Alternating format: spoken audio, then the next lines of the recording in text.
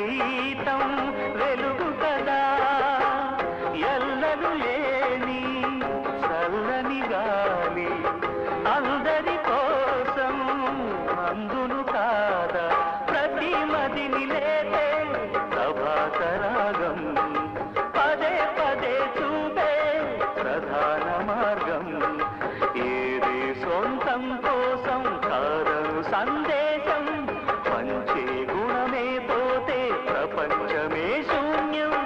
ఇది తెలియని మనుగడ కథ దిశ నెరుగని గమనము కథ సరళి రాధ తనే వసంతం